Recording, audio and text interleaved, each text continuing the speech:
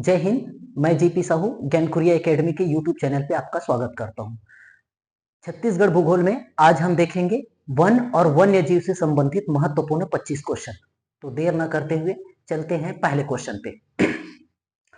पहला question, one क्षेत्र forest area की दृष्टि से छत्तीसगढ़ का भारत में क्या क्रम है, कौन से स्थान पर है? किसके बारे में बात कर रहे हैं? फॉरेस्ट एरिया के बारे में बात कर रहे हैं। तो फॉरेस्ट एरिया के बारे में बात करें तो फर्स्ट है, सेकंड है, थर्ड है, फोर्थ है, फिफ्थ है, सिक्स है या सेवेंथ है।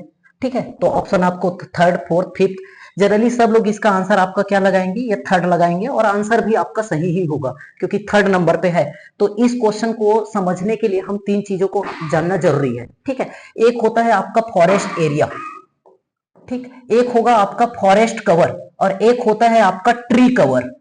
तीन चीजों को आपको समझना है, ट्री कवर, फॉरेस्ट कवर और फॉरेस्ट एरिया। जब आपसे फॉरेस्ट कवर पूछा जाए इसका मतलब आपसे फॉरेस्ट एरिया ही पूछा जा रहा है।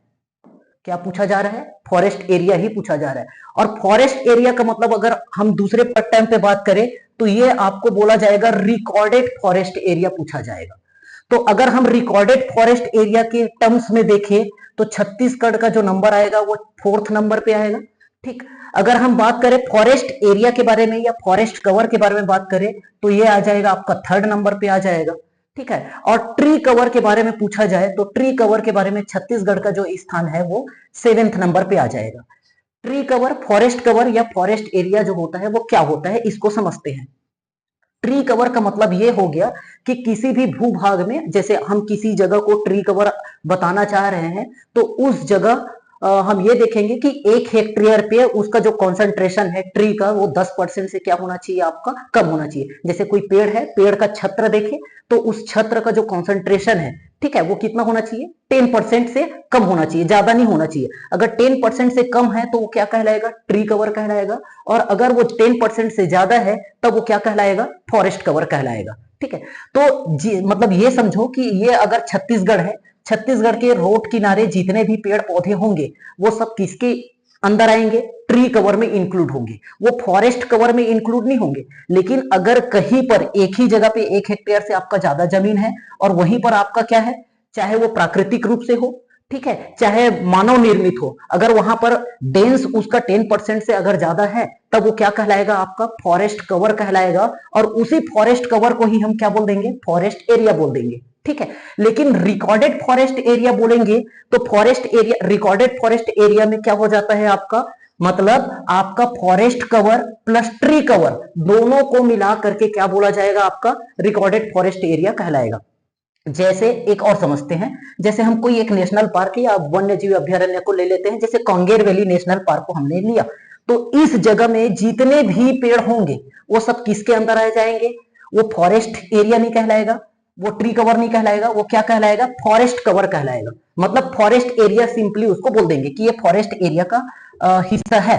ठीक है, लेकिन साथ ही साथ हम देखें, अब मान लो जाए इसका एरिया मान लो जाए 200 किलोमीटर स्क्वायर है। ठीक है, तो इसका मतलब यह है कि फॉरेस्ट कवर कितना है? 200 किलोमीटर स्क्वायर है। और मान लो छत्तीसगढ़ में और कहीं पर और फॉरेस्ट नहीं है, सिर्फ एक यही फॉरेस्ट है, तो फॉरेस्ट कवर कितना कहलाएगा? 200 किलोमीटर स्क्वायर। लेकिन छत्तीसगढ़ का जो फॉरेस्ट एरिया है वो कितना है? उस केस में हम फॉरेस्ट बस को देखेंगे तब तो ये 200 है, लेकिन टोटल देखें तो इसमें बहुत सारे आपके क्या है? पेड़ पौधे और है। तो इन सब को मिला करके हम क्या बोलेंगे? ये मान लो जाए 300 हो रहा है, तो फॉरेस्ट एरिया टोटल कितना हो जाएगा? 300 हो जाएगा। तो जब आपको क्वेश्चन जब भी पूछा जाएगा तो अगर आप फॉरेस्ट एरिया ही पूछा जाएगा, तो जब भी फॉरेस्ट एरिया पूछेगा मतलब सिर्फ उस फॉरेस्ट के अंदर आने वाले एरिया के बारे में पूछा जाता है, न कि बाकी पेड़ पौधों को इंक्लूड करके। ठीक है, तो अगर बाकी पेड़ पौधों को इंक्लूड करेगा तब वो क्या बोलेगा? रिकॉर्डेड फॉरेस्ट एरिया बोलेगा। उस केस में छत्तीसगढ़ का जो स्थान है वो क्या हो जाएगा? आपका चौथा हो जाएगा। चाहे हम रिकॉर्डेड फॉरेस्ट एरिया बोले, चाहे फॉरेस्ट कवर बोले, चाहे ट्री कवर बोले, तीनों ही केस पे मध्य प्रदेश जो है वो क्या है? आपका पहले नंबर पर हो जाता है। ठीक है, पहले नंबर पर क्या हो जाएगा? आपका एमपी हो जाएगा।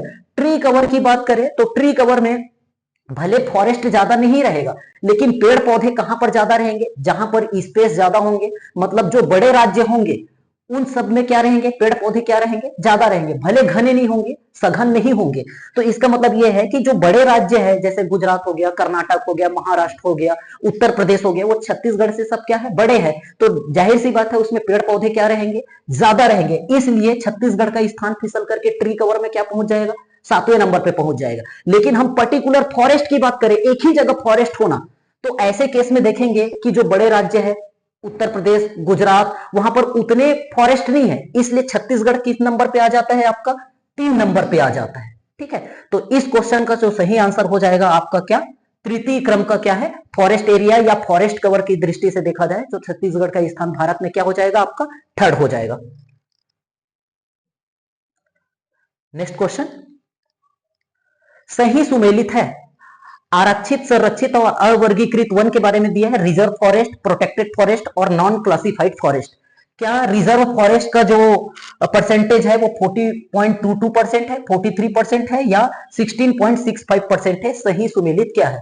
तो देखो हम जितने भी फॉरेस्ट है, ठीक है, फॉरेस्ट को हम दो कैटेगरी में डिवाइड कर लेते हैं। ठीक है, एक तो हम प्रजाति के आधार पर देखते हैं और एक प्रशासनिक व्यवस्था के आधार पर हम लोग देखते हैं। तो हम प्रशासनिक एडमिनिस्ट्रेशन पर देखें तो प्रशासनिक दृष्टिकोण से हम लोग फॉरेस्ट को दो कैटेगरी में डिवाइड कर देते हैं, 3 कैटेगरी में डिवाइड कर देते हैं। पहला हो जाता है आपका आरक्षित या रिजर्व फॉरेस्ट, दूसरा हो जाता है आपका संरक्षित मतलब प्रोटेक्टेड फॉरेस्ट, और जो ना तो आरक्षित है, रिजर्व है, ना संरक्षित है, ऐसे को हम थर्ड कैटेगरी में अवर्गीकृत नॉन क्लासिफाइड फॉरेस्ट में करते हैं। तो इन तीनों को मिला करके अगर टोटल फॉरेस्ट को 100% देखा जाए तो आरक्षित जो है वो है आपका 43.13% आपका आरक्षित है। इसका मतलब ये आपका सुमेलित नहीं है। संरक्षित की बात करें, प्रोटेक्टेड की बात करें तो इसका जो परसेंट है आपका 40.22% है। इसका मतलब ये भी आपका सुमेलित नहीं है। नॉन क्लासिफाइड जो फॉरेस्ट है अवर्गीकृत वन वो 16.65% है, ये आपका सही सुमेलित है। अब हम बात करते हैं रिजर्व या प्रोटेक्टेड फॉरेस्ट के बारे में। तो रिजर्व फॉरेस्ट क्या होता है, ऐसा कोई फॉरेस्ट या ऐसा कोई स्पेस जहां पर क्या है, हर चीज प्रतिबंधित है। ठीक है, ना तो आप वहां से लकड़ी काट सकते हो, ठीक है, ना तो किसी पशु पक्षी का वहां पर से शिकार कर सकते हो। मतलब एक तरीके से बोला जाए कि यहां पर जाना ही क्या है, पूरा पूरा प्रतिबंध लगा रहता है। तो जितने भी नेशनल पार्क है या वन्य जीव अभ्यारण्य है, वाइल्ड लाइफ सेंचुरी है, वो रिजर्व फॉरेस्ट के अंदर आते हैं। ठीक है, मतलब आपको वहां पर जाना है तो परमिशन लेकर के जाना रहेगा। ठीक, संरक्षित प्रोटेक्टेड फॉरेस्ट मतलब वहां पर आपका क्या है, जैसे कोई 1 ग्राम है वहां पर, तो वो लोग जो है वो जलाऊ लकड़ी के लिए या कुछ जो वन उत्पाद है वहां पर उन लोग क्या कर सकते हैं, उसका उपभोग कर सकते हैं। बाकी जंगल को बचाना है, प्रोटेक्ट करना है, वो रहेगा ही, लेकिन वहां पर के जो लोग हैं उसका वन उत्पाद का उपयोग कर सकते हैं। लेकिन अगर वो आरक्षित है तो वन उत्पाद का भी उपयोग वो लोग नहीं कर पाएंगे। ठीक है, तो इस तरीके से देखें, इसका जो आंसर हो जाएगा क्या, option number C. Next question, सही सुमेलित है। तो अभी हम लोगों ने वन को प्रशासनिक दृष्टिकोण से एडमिनिस्ट्रेशन पॉइंट ऑफ व्यू से बांटा। अब हम देखते हैं प्रजाति के आधार पर देखें, तो प्रजाति के आधार पर देखें तो हमारे यहाँ बहुत टाइप के प्रजाति के आपको पेड़ पौधे देखने को मिलेंगे, लेकिन फिर भी से हम लोगों ने इसको 3 कैटेगरी में डिवाइड किया है। एक होता है सागौन वन, एक होता है साल वन, एक होता है मिश्रित वन। ठीक है, बांस वन ये सब क्या है, बहुत कम है, शीशम, साल, बीजा ये सब चीज है, कम है, लेकिन क्या है, कम है। सागौन, साल और मिश्रित वन प्रजाति के आधार पर 3 कैटेगरी में बांटते हैं। ठीक है, तो आपको जो देखने को मिलेगा सागौन वन क्या 43.52%, नहीं, जो 43.52% जो है वो मिक्स्ड है, मतलब मिश्रित वन है, मतलब ये आपका सुमेलित नहीं है। साल वन का एरिया देखें या परसेंटेज देखें तो 40.56%, जी हाँ ये आपका सही सुमेलित है। साल जिसको हम लोग सरई के नाम से भी जानते हैं, सोरिया रोबस्टा इसका साइंटिफिक नाम है। ठीक है, तो सरई ये सही है आपका। मिश्रित वन 16.65, नहीं, मिश्रित वन मतलब आपके जिसमें सारे चीज आ गए, शीशम, खैर, बीजा, तेंदु जितने भी है सब मिक्स हो गए हैं, उसको अलग से कैटेगरी दिया है। तो इसका जो परसेंटेज है वो सबसे ज्यादा है, कितना है आपका 43% होना चाहिए। ठीक है, साल क्या है 40% है, और सागौन का जो परसेंट है वो 16.65% है। इसका मतलब पहला ए और सी जो है वो क्या है आपका सुमेलित नहीं है, सही सुमेलित क्या है आपका बी। नेक्स्ट क्वेश्चन, असत्य कथन है बस्तर को साल वनों का द्वीप कहा जाता है। जी हाँ, बस्तर में बहुत सारे क्या है, साल वृक्ष देखने को मिलेंगे। साल की अधिकता के कारण बस्तर को साल वनों का द्वीप कहा जाता है। साल छत्तीसगढ़ का राजकीय वृक्ष है। जी हाँ, साल को छत्तीसगढ़ का राजकीय वृक्ष घोषित किया गया है, जिसको हम लोग और किस नाम से जानते हैं, सरई के नाम से जानते हैं। सर्वोत्तम किस्म के साल जो है वो केशकाल घाटी में पाए जाते हैं। जी हाँ, सर्वोत्तम किस्म के जो साल है वो केशकाल घाटी में आपको देखने को मिलेंगे। अगर यही हम सागौन के बारे में बात करें तो खुरसैल घाटी में आपको सागौन के उच्चतम किस्म आपको देखने को मिलेंगे। साल वन सदाबहार मतलब एवरग्रीन फॉरेस्ट है, नहीं ये गलत है। साल वन जो होता है आपका डेसिडुअल मतलब आपका पतझड़ वन में शामिल है, तो ये आपका ऑप्शन डी आपका क्या हो जाएगा, आपका गलत हो जाएगा, असत्य कथन डी। नेक्स्ट क्वेश्चन, निम्नलिखित में क्या राष्ट्रीयकृत मुख्य वन उपज है। यहां पर बोल रहा है राष्ट्रीयकृत मतलब नेशनल, मुख्य वन उपज मतलब मेन आपका फॉरेस्ट प्रोडक्ट के बारे में बात कर रहे हैं। खैर, महुआ, तेंदुपत्ता, इमली, चारों ही देखे तो वन उपज तो है, चारों क्या है, वन उपज है। लेकिन इसमें से हम देखें खैर जो है वो क्या है, मुख्य है, मेन है। ठीक, बाकी महुआ, तेंदुपत्ता, इमली जो है वो गौण है, सेकेंडरी है। ठीक है, तो इसको क्या बोलेंगे, गौण बोल सकते हैं हम लोग, या हम बोल सकते हैं इसको लघु वन उपज बोल सकते हैं, या हम सेकेंडरी बोल सकते हैं। तो प्राइमरी फॉरेस्ट प्रोडक्ट आपका कौन सा है, आपका खैर। दो टाइप के प्रोडक्ट आपको देखने को मिलेंगे, एक होगा प्राइमरी, एक होगा सेकेंडरी। प्राइमरी के अंदर मुख्य वन उपज के अंदर मुख्यतः इमारती लकड़ियां आती है। क्या आती है, इमारती लकड़ी जो है वो मुख्य प्रोडक्ट में आता है। ठीक है, बाकी जितने भी है वो सब क्या कहलाते हैं, गौण कहलाते हैं, सेकेंडरी कहलाते हैं। इमारती लकड़ी के बारे में बात करें तो इंडियन गवर्नमेंट ने 13 लकड़ियों को मतलब 13 प्रकार के पेड़ों को इमारती लकड़ी डिक्लेयर किया है। कितने, 13 इसमें से 6 जो है वो छत्तीसगढ़ में मिलते हैं। अब वो 6 कौन कौन से हैं, तो 6 में हम देखेंगे, पहला आपका आ जाएगा साल, दूसरा आ जाएगा आपका सागौन, ठीक, फिर आ जाएगा आपका साजा, फिर आपका आ जाएगा शीशम, फिर आ जाएगा आपका खैर, और फिर आपका आ जाएगा बीजा। ठीक, साल, सागौन, साजा, शीशम, खैर और बीजा, ये जो 6 जो है वो क्या है, इमारती लकड़ियां हैं, और यही मुख्य वन उपज है। ठीक है, तो इस मुख्य वन उपज में यहां पर दिया हुआ है क्या, खैर। महुआ, तेंदुपत्ता, इमली और बाकी के जो भी होते हैं वो क्या कहलाते हैं, लघु वन उपज कहलाते हैं, सेकेंडरी या गौण प्रोडक्ट कहलाते हैं। तो इसका जो सही आंसर हो जाएगा ऑप्शन ए।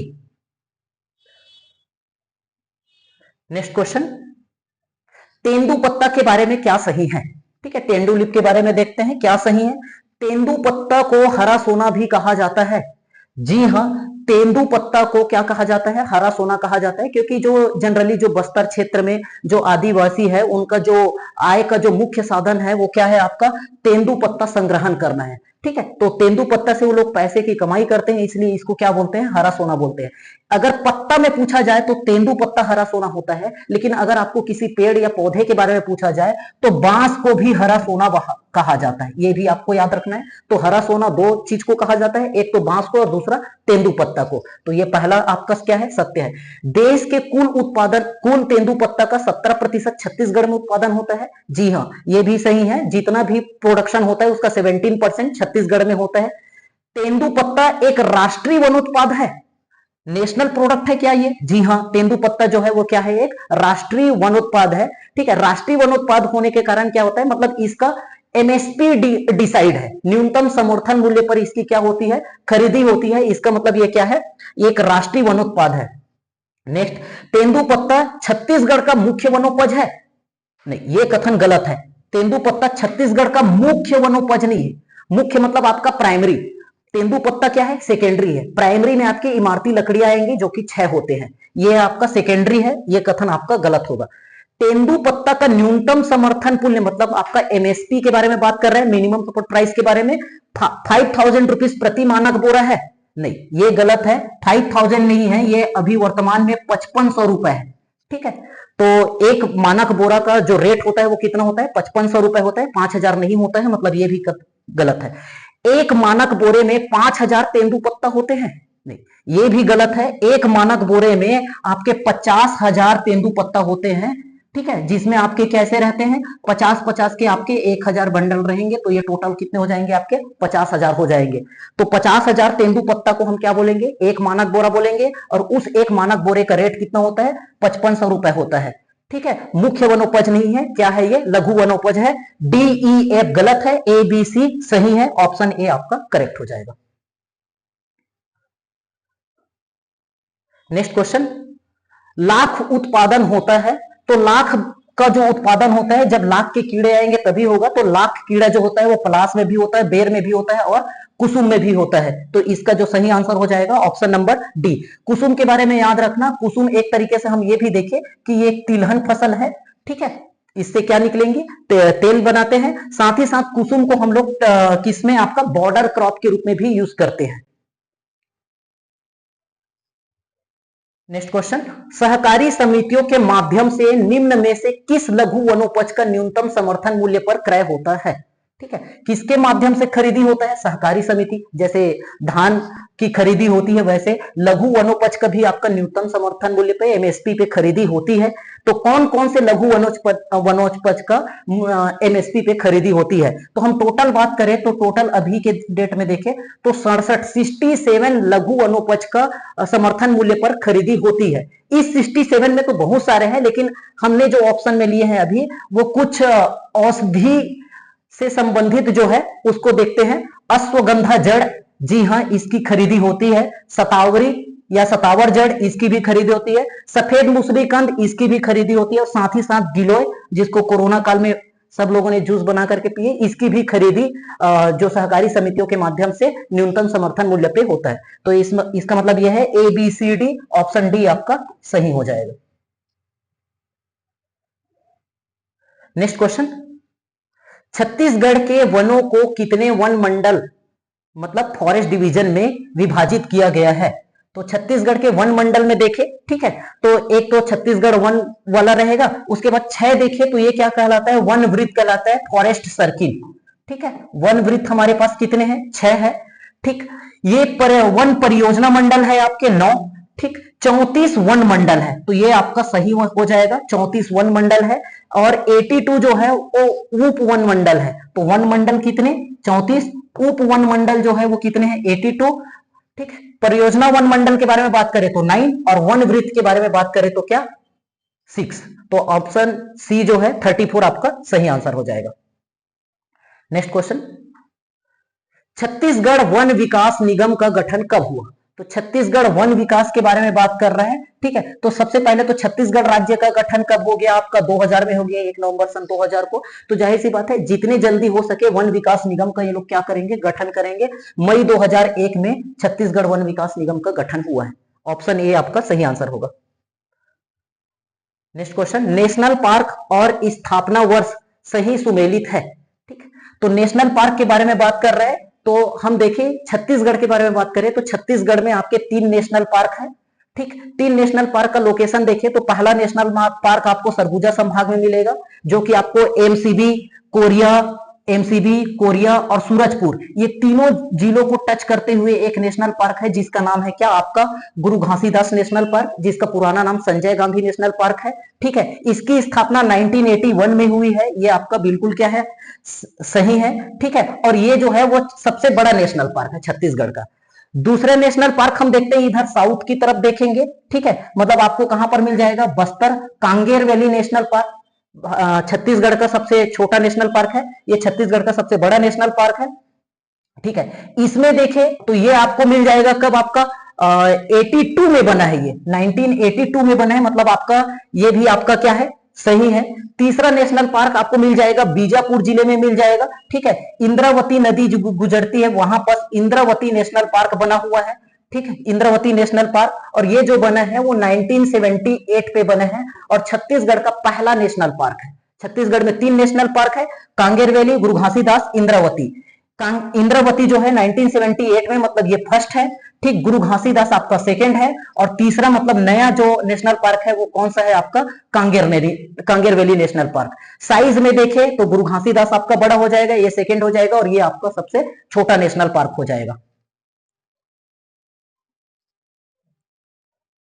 नेक्स्ट क्वेश्चन, क्षेत्रफल की दृष्टि से सबसे बड़ा अभयारण्य सेंचुरी कौन सा है? छत्तीसगढ़ के बारे में बात कर रही है, तो छत्तीसगढ़ का कौन सा जो वाइल्ड लाइफ सेंचुरी है, अभयारण्य है, वो सबसे बड़ा है।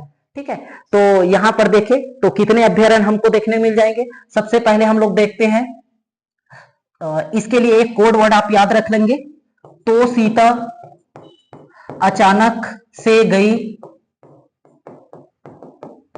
पीने को बार, उधर भी भैया बरसे, उधर भी भैया बरसे। ठीक, तो से आपको याद रखना है तमोर पिंगला, और यही सबसे बड़ा बड़ा अभ्यारण्य है। तो ये जो लिखा हुआ है कोड वर्ड आपका, वो स्टार्टिंग से मतलब साइज के अकॉर्डिंग लिखा गया है। तमोर पिंगला जो है वो सबसे बड़ा है। उसके बाद दूसरे नंबर पे आएगा आपका क्या? सीता नदी। दूसरे नंबर पे क्या आ जाएगा आपका? सीता नदी आ जाएगा। ठीक, तीसरे नंबर पे आपका क्या आ गया? अचानक मार आ जाएगा, अचानक मार। ठीक, चौथे नंबर पे आपका सेमर सोत आ जाएगा। चौथे नंबर पे देखेंगे तो क्या आ जाएगा आपका? सेमर सोत आ जाएगा। ठीक, उसके बाद देखे गई से आपका गोमर्डा आ जाएगा। ठीक, पीने के लिए देखेंगे तो पामेड़ आ जाएगा। ठीक, बार से हम देखेंगे तो बार नवापारा आ जाएगा। ठीक, उधर से देखे तो उदंती आ जाएगा। भी से देखे तो भोरम देव आ जाएगा। ठीक, भय से देखे तो भैरमगढ़ आ जाएगा, भैरमगढ़। और लास्ट में बरसे से कौन बरसता है? बादल, तो बादल खोल आ जाएगा। तो इसका मतलब यह है कि बादल खोल जो है वो सबसे क्या है? छोटा है, और तमोर पिंगला जो है वो क्या है? सबसे बड़ा है। तो बादल खोल सबसे छोटा, तमोर पिंगला सबसे बड़ा। ठीक, अगर हम क्रम के उनके स्थापना के क्रम में देखें तो सीता नदी जो है वो सबसे पुराना अभ्यारण्य है, और भोरम देव जो है वो सबसे नया है। सीता नदी के बारे में बात करें तो ये 1974 पे, और भोरम देव के बारे में बात करेंगे तो 2001 पे। तो सबसे पुराना, सबसे नया, सबसे बड़ा, सबसे छोटा। नेक्स्ट क्वेश्चन, अभ्यारण्य, सेंचुरी और स्थापना वर्ष सही सुमेलित है। चलिए, सेमर सोत 1983, भैरमगढ़ 78, अचानक मार्ग 1976, बारनवापारा 1975। ठीक है, तो यहां पर देखते हैं नेशनल पार्क में, तो नेशनल पार्क में सॉरी अभ्यारण्य के बारे में, सेंचुरी, तो आपको दो देखने को मिलेंगे। एक मिल जाएगा आपको सूरजपुर में, और एक देखने को मिल जाएगा आपको बलरामपुर में। सूरजपुर में जो देखने को मिलेगा वो है आपका तमोर पिंगला। ठीक, और यहां पर देखने को मिलेगा वो हो जाएगा आपका सेमर सोत, और ये आपका तमोर पिंगला। ये ऊपर के दोनों जो है वो 1978 पे बने हैं। तमोर पिंगला, सेमर सोत, ऊपर वाले क्या? 1978। ठीक है, तो सेमर सोत जो है वो 1978 है, मतलब ये आपका क्या है? गलत है। ए का 2 होना चाहिए, ए का 2 हो जाएगा। चलिए, नीचे देखते हैं। नीचे में देखे तो एक मिल जाएगा आपको भैरमगढ़, और एक मिल जाएगा आपको पामेड़। ठीक, और इधर देखे तो उद्यंती सीता नदी गरियाबंद में, तो एक ले सीता नदी तो सबसे नया पुराना है, मतलब 1974 का है। ठीक, तो नीचे के तीन जो है उद्यंती, भैरमगढ़, पामेड़, ये तीनों के तीन जो है 83 के हैं। नीचे के तीन जो है वो क्या है? 83 वाले हैं, 1983। कौन कौन से? भैरमगढ़, पामेड़ और उद्यंती 1983। भैरमगढ़ का क्या आ जाएगा? 1983 आ जाएगा, मतलब आपका बी का क्या आ जाएगा? 1 आ जाएगा। ठीक, उसके बाद हम बात करते हैं, ये हो गया 74 सबसे आपका पुराना हो गया। ठीक, भोरम देव 2001 इधर आ जाएगा। ठीक, उसके बाद इधर जितने भी बच गए, ठीक, कौन कौन से आपके? एक बच गए इधर बादल खोल, इधर बच गया आपका कौन सा? अचानक मार्ग। ठीक, और कुछ बचा आपका। ठीक, तो ये जो है जो बच गए वो कब के हैं? आपके 1975 के हैं। इसका मतलब आपका अचानक मार्ग जो है वो कब का है? 1975। अचानक मार्ग हो गया आपका, इधर आपका बादल खोल हो गया आपका। ठीक, अब एक जो बचा है वो 1976 का है, और वो 1976 किसका? बारनवापारा का। तो 1976 वाले सिर्फ एक ही है, कौन? बारनवापारा वाले। 78 वाले आपको 2 मिल जाएंगे, 83 वाले आपको 3 मिल जाएंगे, 75 वाले भी आपके 3 मिल जाएंगे। 76 वाला सिर्फ एक ही है, और वो क्या है? आपका बारनवापारा। तो इस तरीके से देखें तो एक हो जाएगा 2, बी का हो जाएगा 1, सी का हो जाएगा आपका क्या 4 और डी का हो जाएगा आपका 3, डी का 3, सी का 4, ए का 2, ऑप्शन सी आपका सही आंसर हो जाएगा। नेक्स्ट क्वेश्चन, सही सुमेलित कीजिए। उद्यंती, सीता नदी, अचानक मार्ग, गोमल्डा। ठीक, उद्यंती में सर्वाधिक तेंदुआ मिलता है क्या? उद्यंती में सर्वाधिक तेंदुआ नहीं, सर्वाधिक तेंदुआ आपको देखने को मिलेगा सीता नदी में देखने को मिलेगा। उद्यंती अभ्यारण्य में आपको सर्वाधिक वन भैंसे और मोर देखने को मिलेगा। कहां पर आपको? उद्यंती में। तो उद्यंती में सर्वाधिक वन भैंसे, सीता नदी में सर्वाधिक तेंदुआ। अचानक मार में देखेंगे तो सर्वाधिक बाघ, ये सही है। गोमल्डा में देखेंगे तो सर्वाधिक सोनकुत्ता, हाँ ये भी सही है। तो ए का 2, बी का 1, A2, B1, C3, D4, ये सही आंसर हो जाएगा आपका option B. Next question, orange ऑकलिफ जिसे 2021 पे भारत का राष्ट्रीय तितली चुना गया है, किस अभ्यारण्य या किस सेंचुरी में पाई जाती है? तो ऑरेंज ऑकलिफ आपको देखने को मिल जाएगा कहां पर? भोरमदेव में। ऑप्शन ए आपका सही आंसर हो जाएगा। नेक्स्ट, उद्यंती अभ्यारण्य सेंचुरी में पाए जाते हैं, तो उद्यंती सेंचुरी में क्या पाए जाते हैं? मोर, जी हां, मोर वन भैंसा तो मिलता है। साथ ही साथ काला तेंदुआ देखा गया है, ठीक है। मूसक हिरन, जी हां ये भी पाया जाता है। गेको नहीं, गेको नहीं पाया जाता है। गेको जो है वो आपको देखा गया है कहां पर? भोरमदेव में। और ये गेको है क्या चीज? तो एक सरीसृप का, रेप्टाइल प्रजाति का है क्या? गेको। ये आपको मिलेगा कहां पर? भोरमदेव। ABC ऑप्शन सी आपका सही आंसर हो जाएगा। Next question, Lemru elephant reserve में शामिल वन मंडल है। तो लेमरू एलिफेंट रिजर्व के बारे में बात करें तो यह हो गया आपका कोरबा वाला क्षेत्र, ठीक है। कोरबा से ऊपर आपको सरगुजा वाला क्षेत्र देखने को मिलेगा और कोरबा से लगा हुआ इस क्षेत्र में आपको देखने को मिल जाएगा आपका क्या?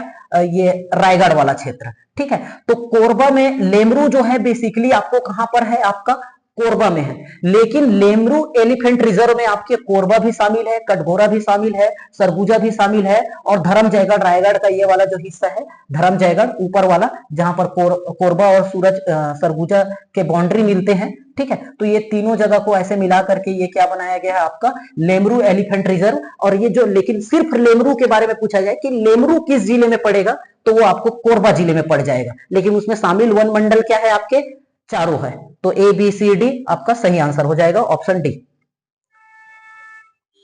नेक्स्ट क्वेश्चन, प्राकृतिक मगरमच्छ संरक्षण केंद्र है, तो प्राकृतिक रूप से मगरमच्छ का संरक्षण कहां पर होता है? भैंसा दरहा में, जी हां भैंसा दरहा में होता है। भैंसा दरहा आपको कांगेर वैली नेशनल पार्क के अंदर आपको देखने को मिल जाएगा।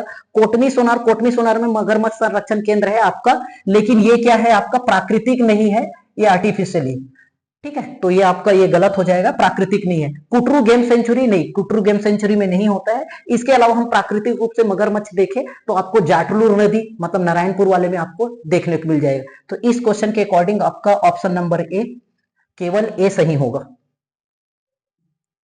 नेक्स्ट क्वेश्चन, जामवंत परियोजना में शामिल है, ठीक है। तो जामवंत परियोजना जो है वो किसके लिए चलाया जाता है? आपका भालू के लिए चलाया जाता है, ठीक है। भालू हम देखते हैं आपको कहां पर मिलेगा? आपको मरवाही वाले क्षेत्र में मिलेगा, ठीक है। तो मरवाही को, मनेन्द्रगढ़ को और कटघोरा तीनों को मिला करके जामवंत परियोजना चलाया जाता है। इसमें धर्म जयगढ़ शामिल नहीं है, ठीक है। कटघोरा धर्म जयगढ़ में इसमें आपका गजराज परियोजना चलता है। कटघोरा धर्म जयगढ़ जो है वो क्या चलेगा? आपका गजराज परियोजना चलेगा। तो ये ए और बी आपके सही आंसर हो जाएंगे, ऑप्शन बी, ABC। वन अनुसंधान एवं प्रशिक्षण केंद्र कहां है? तो वन अनुसंधान प्रशिक्षण केंद्र के बारे में बात करें तो यह आपको मिल जाएगा कहां पर? रायपुर पे। ऑप्शन ए आपका सही होगा।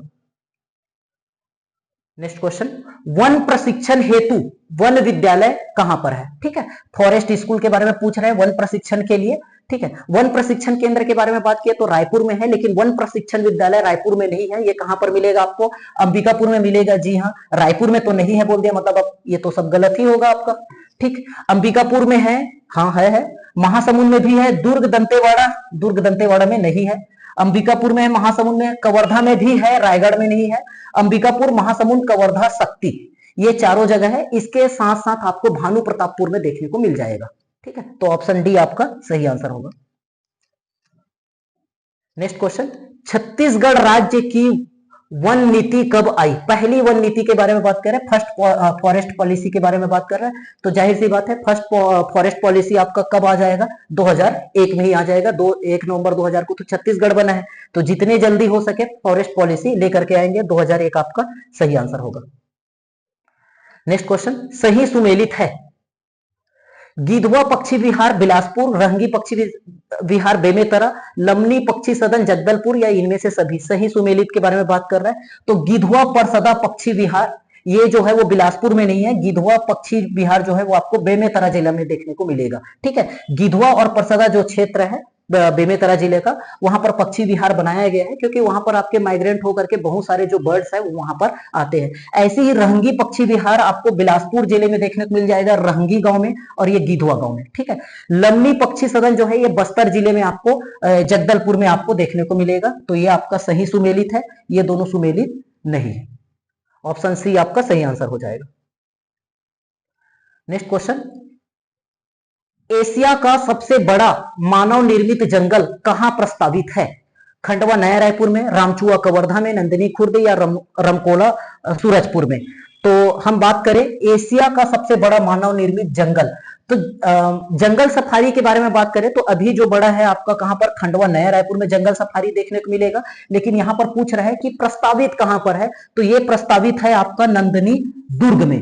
अगर हम जंगल सफारी की बात करें तो आपको एक देखने को मिल जाएगा नया रायपुर में, और एक आपको रामचुआ कवर्धा में भी है, दूसरा। ठीक है, और नया जो बनेगा सबसे बड़ा जंगल एशिया का, वो मिलेगा कहां पर आपको? नंदिनी दुर्ग में। और ये नंदिनी दुर्ग जो है वो कैसा वाला एरिया है? तो ये जो एरिया है आपका कैसे? लाइमस्टोन, ठीक है, चूना पत्थर का खदान वाला एरिया है। चूना पत्थर का जो खदान है वो पूरे गड्ढे हो चुके हैं, तो उसको भरने के लिए वहां पर अब क्या डेवलप करेंगे? पूरा फॉरेस्ट डेवलप करेंगे, जो कि एशिया का सबसे बड़ा जंगल होगा मानव निर्मित। कहां पर मिलेगा? नंदिनी दुर्ग में। रमकोला सूरजपुर के बारे में बात करें तो यहां पर हाथी पुनर्वास के लिए या उनके उपचार के लिए यह केंद्र है रमकोला सूरजपुर। तो सही आंसर हो जाएगा ऑप्शन सी। चलिए आज का last question, Achanakmar Amarkantak biosphere reserve देश का कौन से क्रम का बायोस्फीयर रिजर्व है?